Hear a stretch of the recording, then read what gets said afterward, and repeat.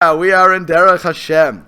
And for those who weren't here, you missed a great topic. Okay, next. The Ramchal begins his discussion about the human soul with a review of what he stated at the beginning of this work. He says, we have already explained in part 1, chapter 3, the concept of man, that there exists within him what is not found in any other created being.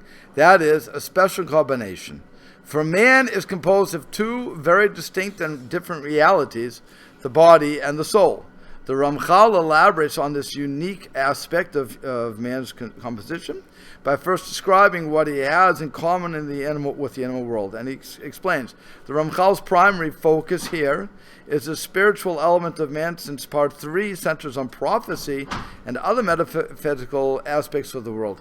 But he begins with the most subtle of the physical elements found within man, the life force that man shares with the animal kingdom. So he says, within man, there is a reality of a lower soul, as is found in all the animals. And the Ramchal introduced this concept in part 1, chapter 5:1, where he cautioned against making the mistake of thinking that animals also have a spiritual element in their composition.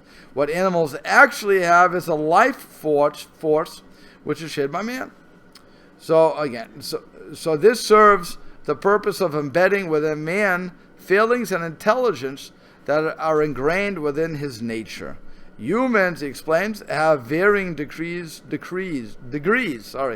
of feeling and intelligence, determined by each one's particular life force, namely the nefesh. This should not be confused with the uniquely human soul, neshama. Nefesh and neshama are different. The nature of the soul in all animals is a very subtle reality, which emerges and enters the seed after conception, and it itself continuously expands, constructing the body in accord with what is appropriate for that species. And he explains, this could be analogous to the workings of DNA, which serves as the building blocks of each cell of an organism based on the instructions it transmits within each new cell. Rav Chaim Friedlander interprets the words of the Ramchal, a very subtle reality, as describing a certain spiritual side to this lower soul. Nevertheless, man is the only being composed of both the physical and spiritual dimension, for true spirituality of the neshama is found only within man. And so it expands with the animal as it grows. The feelings and intellect that are appropriate for that species depend upon this soul. For even among the animals themselves, there is a great difference in their intellect. And he explains that some species of animals have more intelligence than other species, and the same is true in regard to feelings. And the intellect of the human stands distinctly apart from the intellect of all of them. And he says the difference in intelligence is thus based on the fact that humans have a different life force soul than animals. So again, we're not the same as animals. We're above animals. We have the neshama and the nefesh. They only have the nefesh. So for those who think, and I'll get a little for those who think that they're vegetarian, because how can they kill an animal? Chas v'shalom, we're all the same. You're a bunch of idiots. Is that politically correct to say idiots? Tell us how you really feel. Is that again? Tell us how you really feel. Right. I understand people don't want to eat meat. I have no problem with that. But to say that you don't want to eat meat because how can I kill a mammal? I'm a mammal. It's a mammal. Because you hold that you're an animal. You came from the apes, and so, okay. You're a boar. I can't help you with that. You just don't understand what we're all about. God created the world for us, and therefore everything is made for us. So, and God told us how to slaughter the animal. Again, if you're going to slaughter the animal like a bulvan, or just like that, and I don't slaughter it correctly, I'm not allowed to do that. I'm not allowed to torture an animal. I'm not allowed to do a lot of things to an animal. But if it's for the purposes to keep me alive, or because I like meat, because don't die, kill it properly, kosher it for Jews, kosher it, Make sure it's good. Eat it. Make a bracha. Eat it. And what happens when you make a bracha on the animal? You raise the spiritual level of what that animal could never have attained that spiritual level in its lifetime. Same thing, by the way, with fruits and vegetables. When I make a bracha on them, I raise them to a higher level. If I just don't make a bracha, though, I eat it just to satisfy my appetite, I've denigrated that food. Because what gives me the right, as a human, if I really hold that everything is a life force equal to mine, then I have no right to walk on grass or to mow the grass. That I wouldn't mind already. Okay, but shovel the snow. What right do I have to move snow? It's a nice thing. Okay, but all these things are all because I understand that Hashem created everything for me. If it's for me, so I can use it. By the way, that also gets into animal experimenting with animals. Am I allowed to use animals, the experimentation of animals, for all these different things that we do? The answer is yes. If it's for growth in science and understanding what we are, 100%. If it's used for penicillin, yes, 100% you can use it. Again, we cannot take M80s, shove it into the mouth of the frog and watch it blow up. That you cannot do. And no matter what science project you supposedly have, that you cannot do. That's just pure torture. Okay, all of this is determined through this lower soul based upon its natural constitution and in accordance with the preparation of the tools that serve it, and in every individual species in accordance with what it is. Now, within the lower human soul will be discerned various dimensions and faculties, and explains the human life force has some faculties not found within the animal life force. They are nevertheless manifestations of this lower life force nefesh and not part of the uniquely human neshama. For example, imagination, memory, intelligence, and will are all faculties found within the lower soul, demarcated by distinct limitations and functioning through specific methods. So the Ramchal now elaborates on the spiritual element within man. Besides all this, there also exists within man a spiritual reality separated from the physical realm and very elevated. He explains, this is the elevated human neshama the Ramchal wrote about, and it is completely separate from the body. The Ibn Ezra suggests that the word neshama is related to the word shamayim, heaven. So soul to heaven. He wants to make that suggestion. Its purpose in entering man is none other than to link him to the supernal roots to which he should be linked. And he explains that the Ramchal explained above, that the purpose of a man being composed of the soul and body is to give him the ability to choose between good and evil and earn the right to benefit from Hashem's goodness. However, for that need, it was sufficient for the soul to be merely pure and intellectual, as Ramchal describes there. Here he explains that Hashem made the neshama totally separated from the physical realm for no reason other than to connect it with the supernal kochot, the supernal powers. So he says, so that he should be linked in order that his deeds will exert their influence upon the supernal forces with immense power. And he says, we have learned already above that through his free will, a person is able to affect the kochot by virtue of the fact that they are connected to the physical world like links in a chain. The Ramchal adds here that since a person's neshama is connected to the kochot, his actions will affect those kochot with tremendous power. This is the first ramification that emerges from one's neshama being bound to supernal roots. So according to the Ramchal, we do have our actions have an effect on the kochot.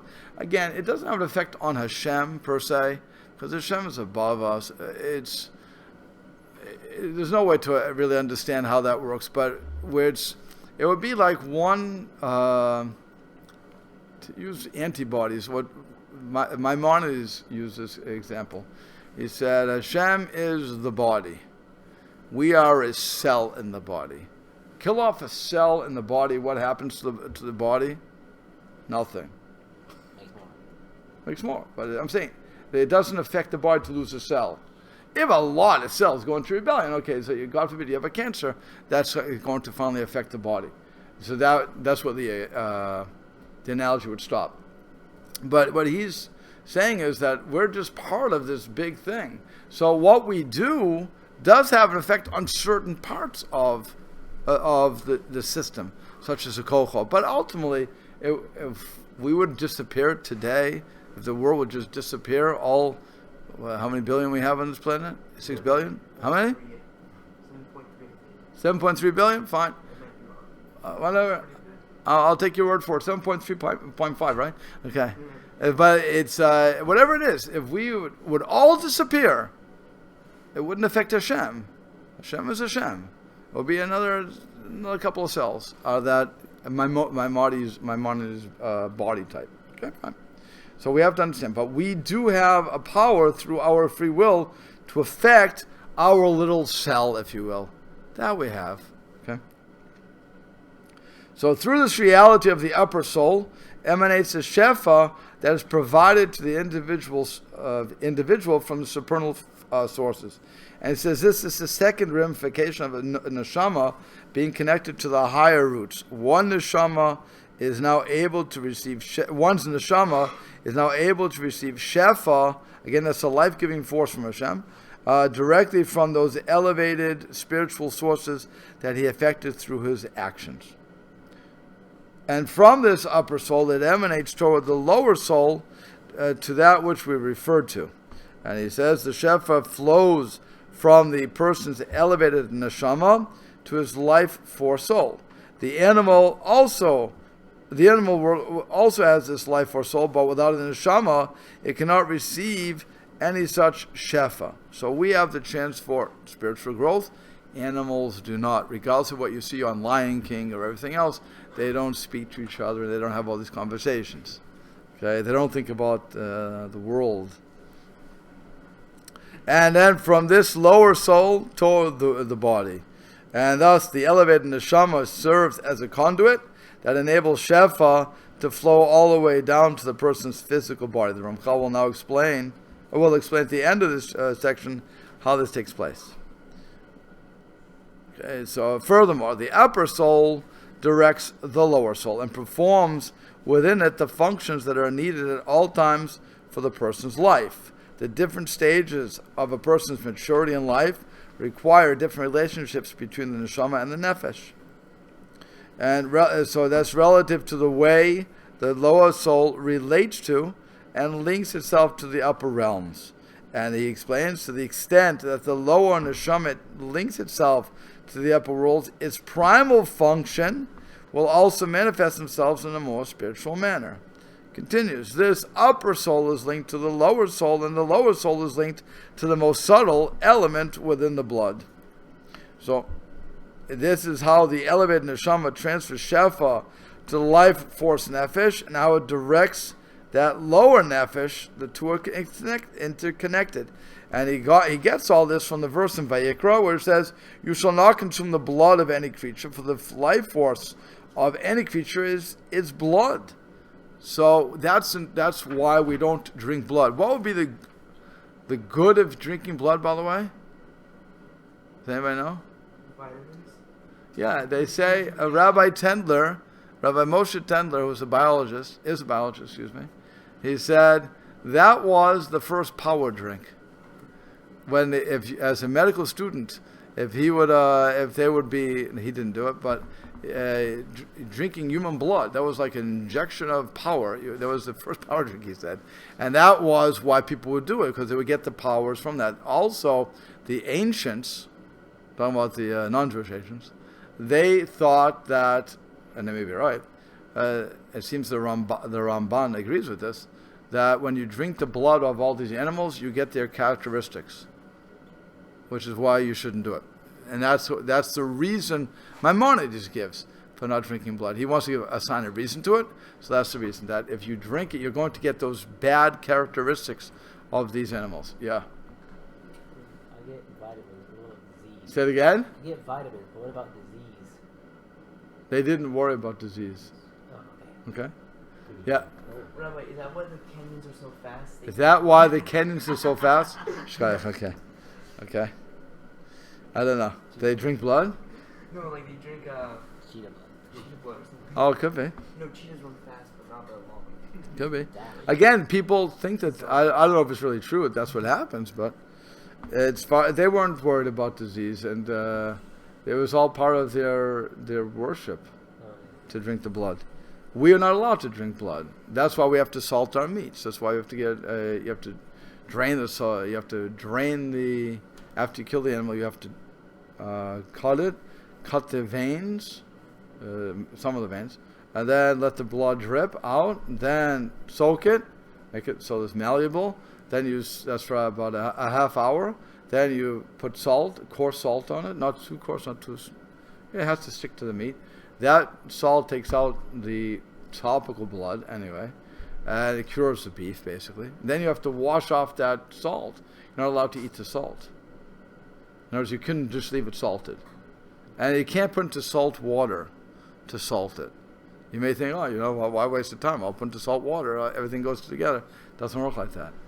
Even though that salt water certainly can't take out blood, that's not how you kosher meat. But once you do that, so now that which is left over, when you cook it, if you make it medium rare, so you'll see that you have the blood that comes out, right? We call that gravy. That's the juice of the meat. That's not the forbidden.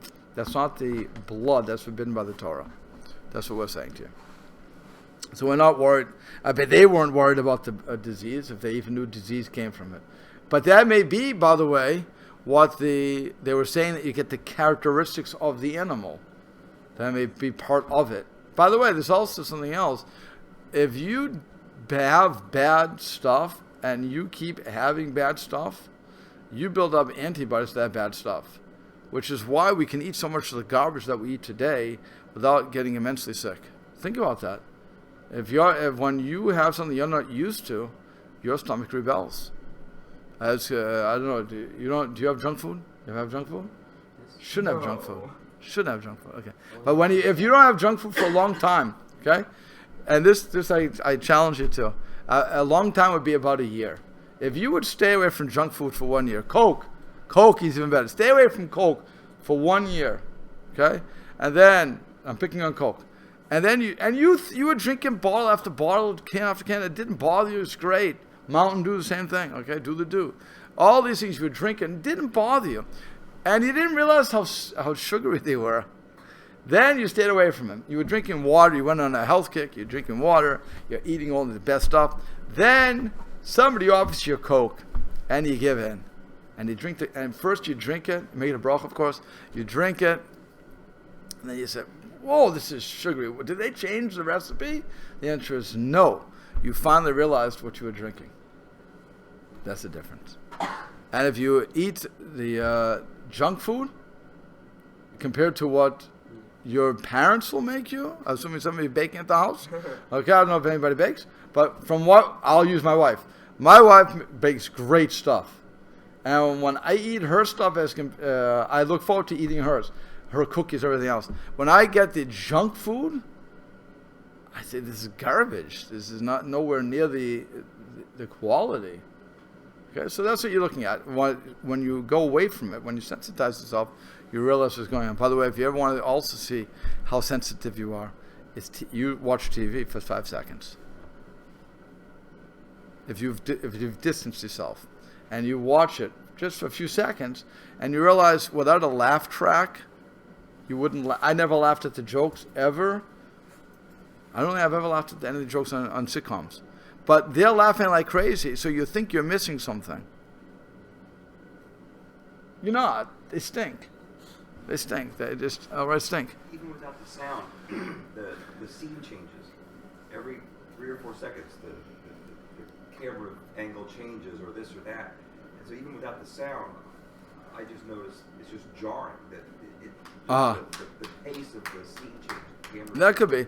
But all I'm saying is just the amount of discussion that you're having. You can watch. I remember I used to watch Happy Days. You know what Happy Days are? Sitcom from the 70s, 80s, something like that. Sitcom. And I went to college, In college, there was one TV in the whole dorm because we didn't have our own TV. So normally the guys would get there, would watch sports. So I basically didn't see Happy Days for a semester. Came home. I was watching this every day. Every time I would watch it with my family. And then I came home and they're still watching Happy Days. I watched it, even with the font, everything else. And within 5 minutes, I said, guy, I said, Dad, sorry, I have to leave. He said, what's wrong? I said, I can't watch it. It's just so stupid. I'm sorry. I just can't watch it. It's good for you, but I can't put it. I haven't watched it for too long. Now I realize I haven't missed anything. So, but you get used, by the way, if you do watch it, you can get used to it really quickly again. Okay, so then you can say, oh, okay, that's why, because you're just too lazy to get out of the couch. That's why we call that couch potato. You just don't leave. So you just sit there and be entertained. But that's true. And same thing with Coke, same thing with the junk food.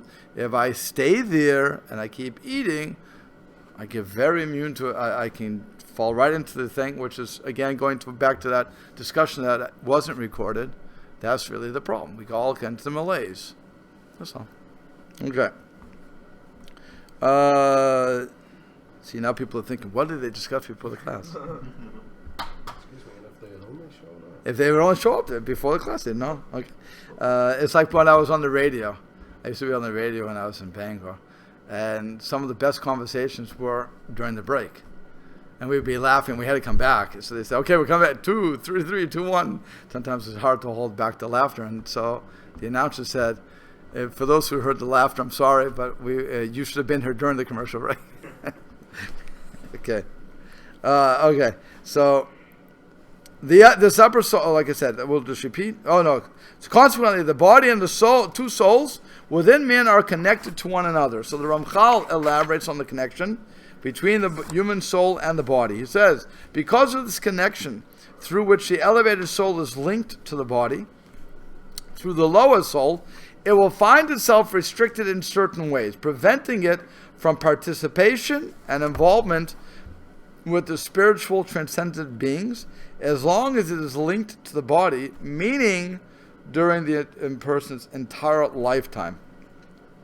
So he explains, thus, even though it is naturally drawn toward higher spiritual forces, it is held back because of its linkage to the body during the person's lifetime. Now, you understand what's going on here? Your neshama wants to do something. Your neshama wants to serve Hashem. Your goof, your nefesh, is not really interested. That wants to serve its desires. And what's the human desire? What? Anything physical. Physical, right. Anything physical. Food, shelter, Eat, and drinking, self-actualization. food, what? Say it again? Food, shelter, and self-actualization. Right. To use Maslow. There you go. Good. Let's use Maslow. But that's what it is. That's the human condition. So my neshama wants to go higher. It wants to do spirituality. My goof, my body is saying, leave me alone. So I have a fight. My neshama can only go so far if I don't convince my body. I have to convince my physical body that this is good for you. And if you all want to know how that works, just think about, I always go back to this, exercise. We all know, we've all heard the importance of exercise. And even though Rush Limbaugh doesn't agree, because I've heard this from him plenty of times, diet, you don't need diet. What's he against, diet or exercise? I forget what he's against, actually. Exercise. I think he's against both. But it's...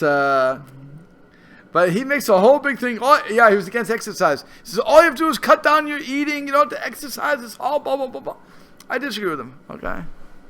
I thought it was a ridiculous rant that he went on. So what can you do? But that's really your physical body where you're saying, I know what I should be doing, and I don't do that. And here, all the research will show you that it's good to be in good shape. And yet what we do, we always talk about it, you go to the gym for a half hour, and then you go to Krispy Kreme. I don't know if that works, but that's why that works that way, but that's how it does. Or, as we said, January 1st, everybody made their resolution. They paid their $100 or whatever it costs to get into Gold's Gym or whatever gym there is. And now it's hard to get a machine. Give them a week. Don't worry, you'll get your machine back next week. Yeah. The question is, how long do they spend at this? No, not how much they spend. Not how long they spend. What they do. Do they buy the donuts? You can always buy a dozen donuts and eat on the road. Not a big deal. Okay, so it doesn't matter how long you're there. It matters not what you did and what you bought. So, but that's what. Now think about. Now go from a spiritual side. I know, theoretically, because of the books behind me, what I should be doing as a good Jew. I know what Hashem wants. And if I don't know, I can always figure it out. I can just look, or I can listen to these tapes all day long, and I can figure out what God wants from me. So that's my neshama. My neshama is saying, listen to the rabbi. Listen to it. It's good. You're going to get this. You're going to get, so much you can get. And what happens? My body is saying, no. I want to eat. I want to drink. I want to have my, what do you call the last thing? Self-actualization. I don't want to get up because I am supposed to get up for this minion. What? Leave me alone. I don't need this. Fill in. It's only extremities. What do I need it for? I know that God loves me if there's a God. Okay? That's what people say. If there's a God, I know He loves me. I remember, I'll never forget, I was playing pool with somebody, and the person said to me, I don't believe in God, but if there is a God, I'm going to heaven. I said, what makes you so convinced you're going to go to heaven? Because I give a lot of charity. I do good things. I said, let's keep playing pool. I wasn't interested. I was off. And as I told you this morning, when I'm off, I really don't want to start getting into my rabbinic mode. But really, it's a ridiculous thing. If I believe, blah, blah, blah. So that's all in the goof. Okay? That's all the body taking over, saying, because what happens? Once I admit there's a God, and once I admit that this is true and real, once I admit that, I'm done. Stick a fork in me, I'm done. I have to start doing it. Otherwise, what kind of idiot am I? It's like, I know I have to eat, so I'll eat. That's all. It's not, I know eating is good for me. No, I know I have to eat in order to live. So I'm going to say, so I won't eat. Nobody's going to be that foolish. And by the way, your body won't let you.